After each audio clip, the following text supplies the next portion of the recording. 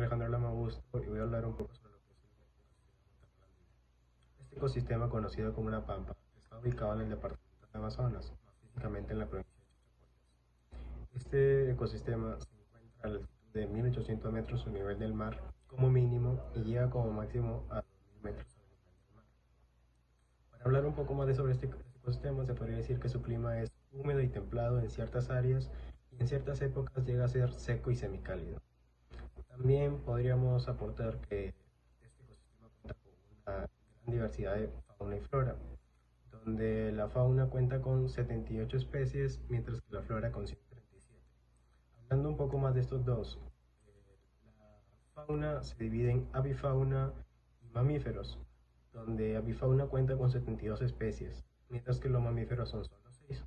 Entre estos, la avifauna se puede encontrar el colibrí andino, la paloma peruana y otros más. Mientras que los mamíferos solo se encuentra el zorrillo, el gato del pajonal y otros más.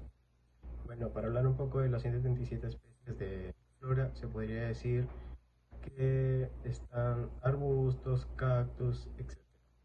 Bueno, sabiendo todo esto, podemos decir que este ecosistema se está viendo pues, afectado o teniendo consecuencias debido al impacto ambiental. A continuación, te paso a mi compañero para que siga con la presentación.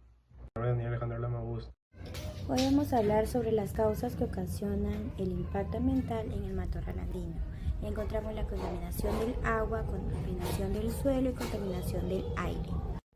A continuación, en la contaminación del suelo encontramos la deforestación, que es la tala de árboles, que al talarlo y dejan los troncos, lo dejan sin utilidad y vuelve la tierra infértil. Por parte de la contaminación del agua encontramos la minería ilegal, ya que el agua es utilizada para lavar minerales que son altamente tóxicos y al utilizar el agua para lavar estos se ocasiona la contaminación.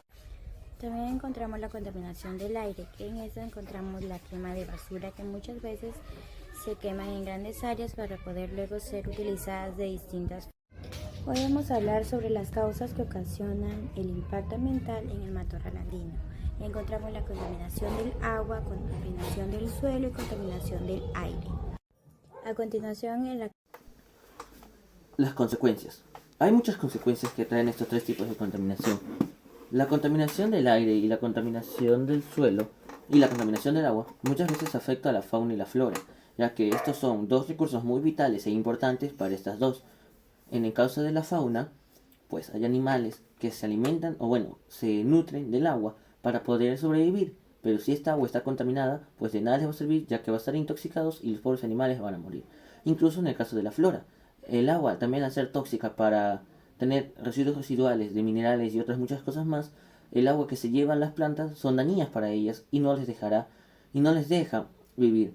Muchas veces esto pone en peligro de extinción o en peligro a muchas especies.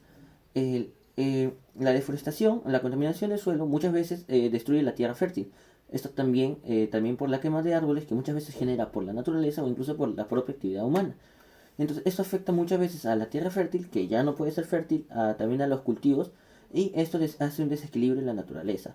Esto también puede generar un desequilibrio en la cadena alimenticia, siendo que hay un desequilibrio, e incluso también para las consecuencias humanas de las pequeñas comunidades que hacen actividades ahí, hay una pérdida económica por la disminución de los recursos naturales que para estas comunidades son muy importantes y vitales.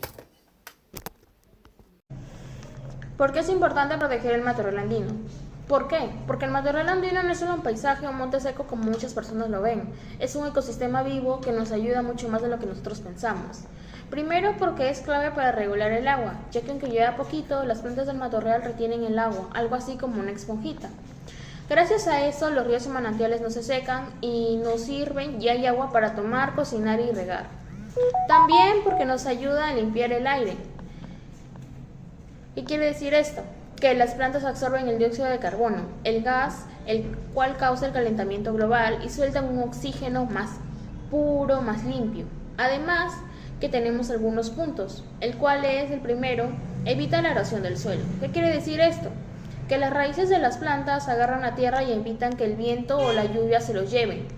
Así la tierra se mantiene firme y no se pierde. Otro es la barrera natural como desastres.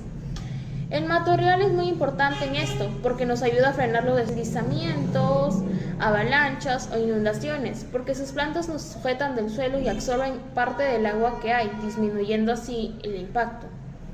Otro punto es las plantas medicinales.